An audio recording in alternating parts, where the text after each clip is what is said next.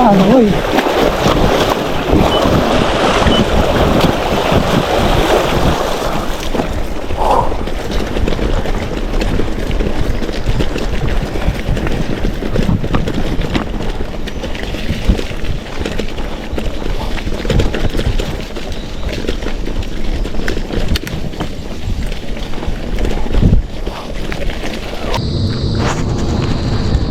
Mount Parawagan, Mount Binakayan, Mount Pamitinan at Mount Hapunang Banoy.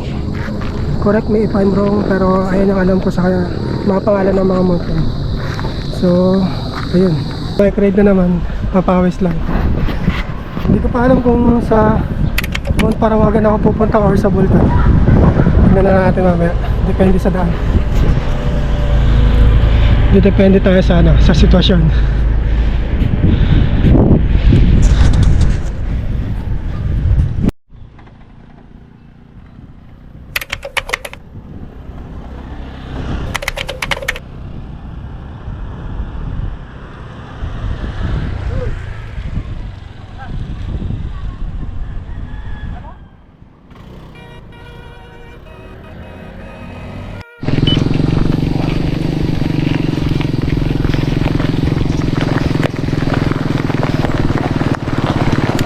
Hapon.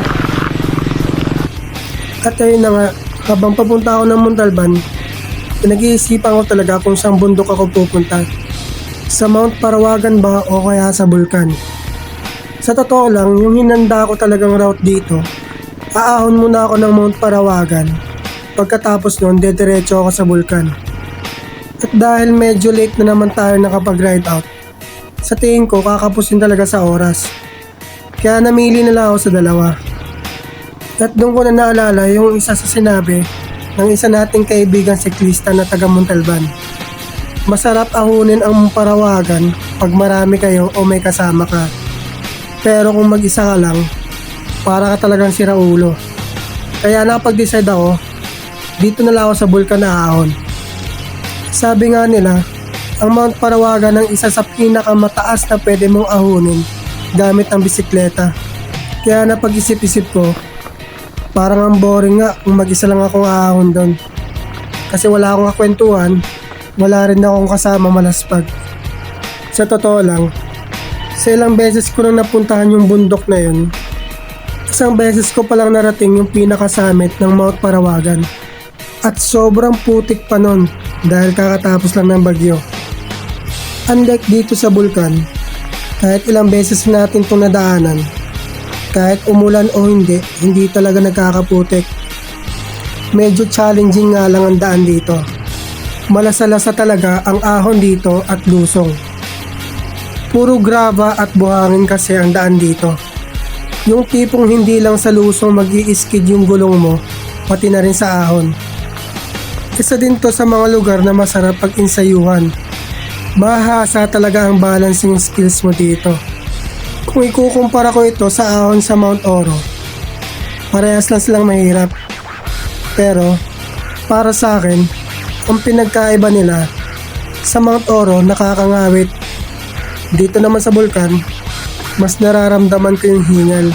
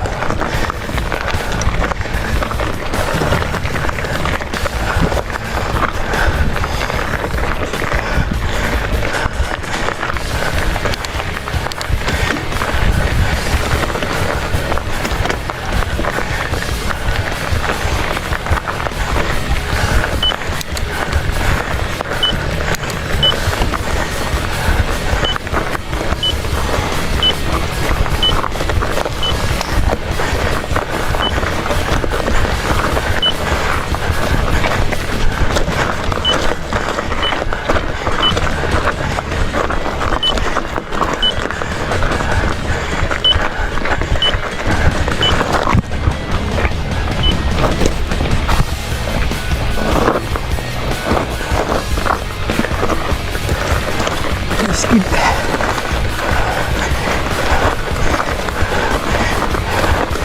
Masyadong loose.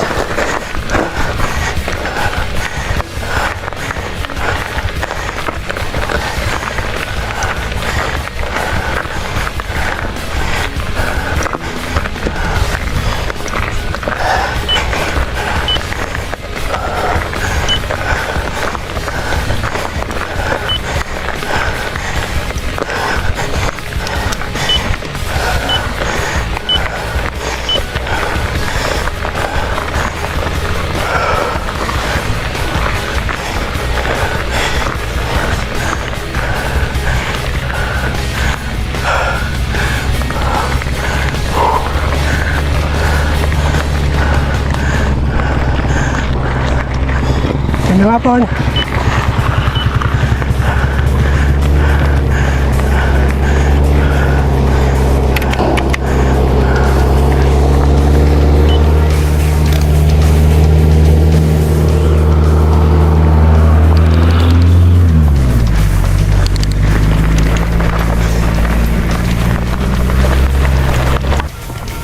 Dito, nawala sa isip ko na bawal na nga palang tumagos doon sa mismo vulkan. Ang nakasanayan ko kasi, sa tuwing aahon kami dito, diretso talaga lusong. Minsan naman, humihinto kami at nagpapahinga sa may puno ng alatiris.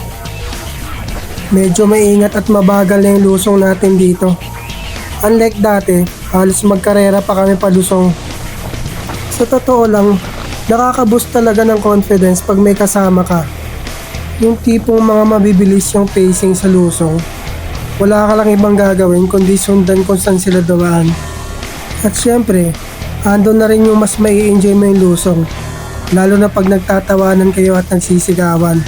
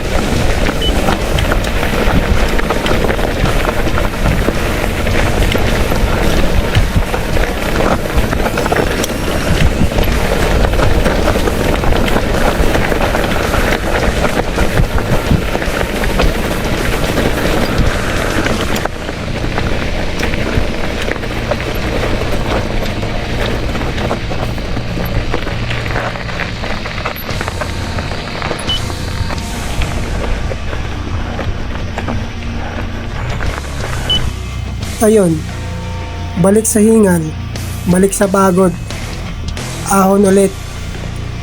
Hindi na kasi natin pwedeng tagusin yung pinakababa kung nasaan yung tinatawag nilang bulkan.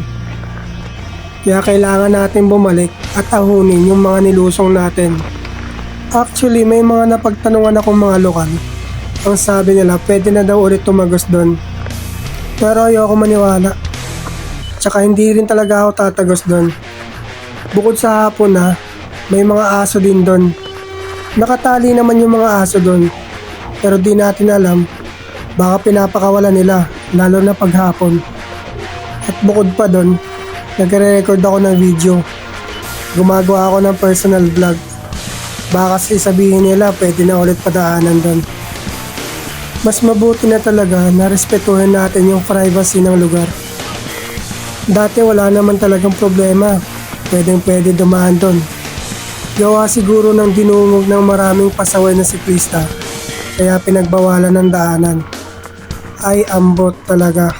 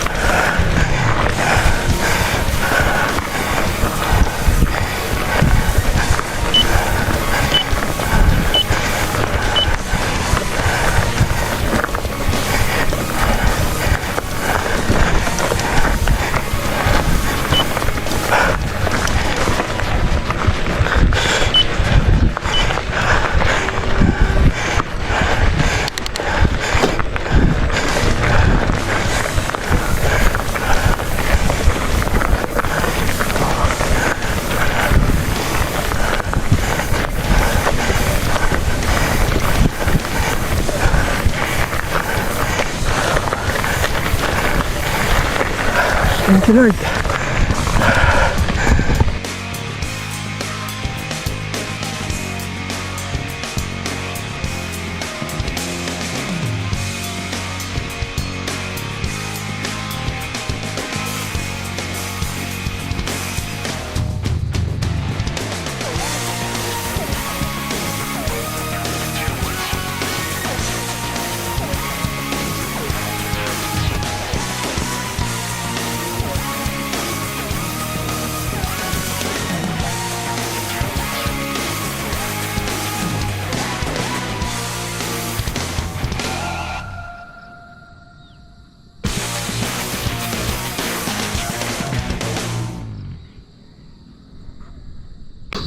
Another ride na naman. Dito ako ngayon sa Bulkan. Dating tambayan namin. Mga early 2025. Bukas pa yun dati. Napapadaanan pa yan. Kaya siya tinawag na Bulkan kasi kung nakikita nyo dito yung parang quarry.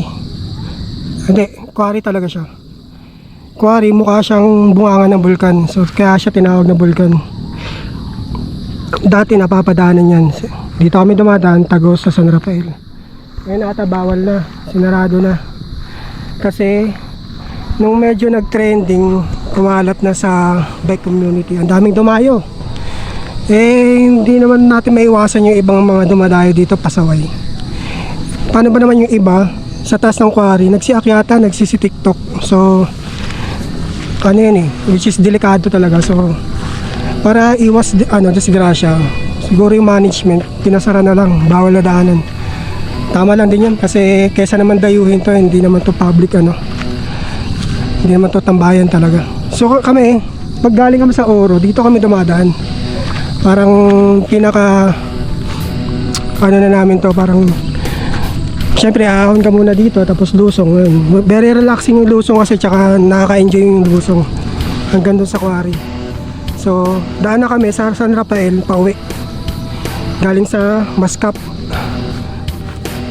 So ayun, pinuntahan ko lang ulit kasi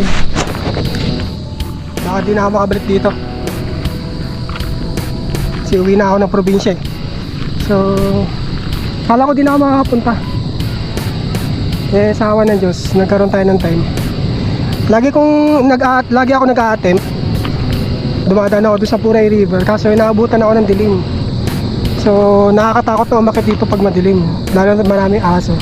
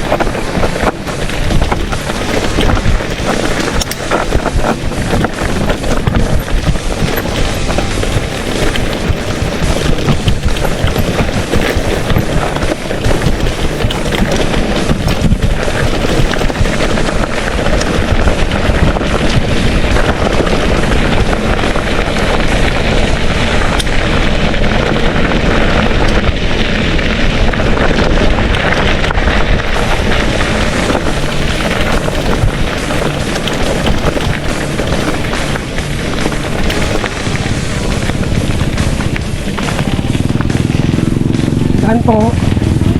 Thank you.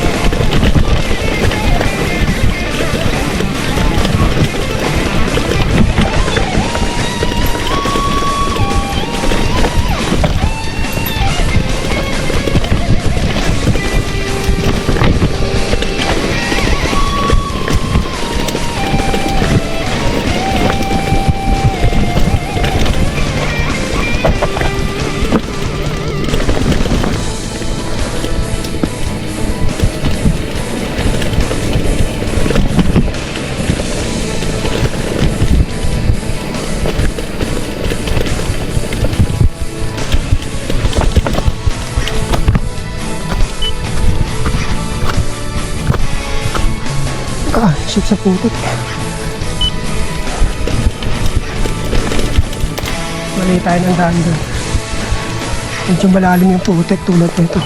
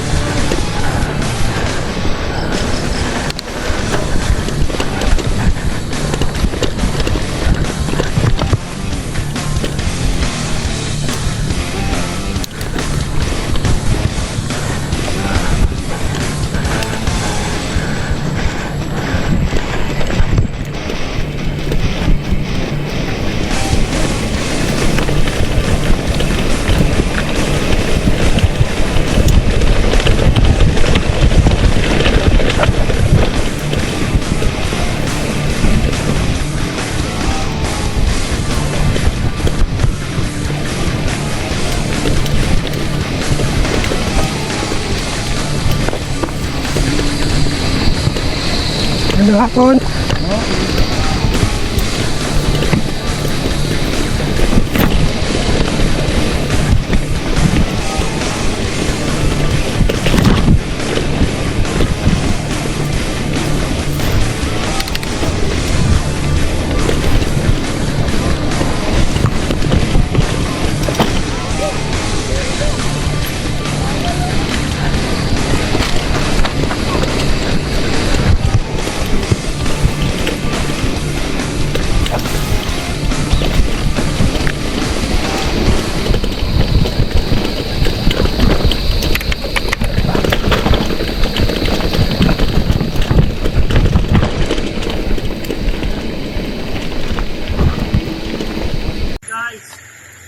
River crossing around the world.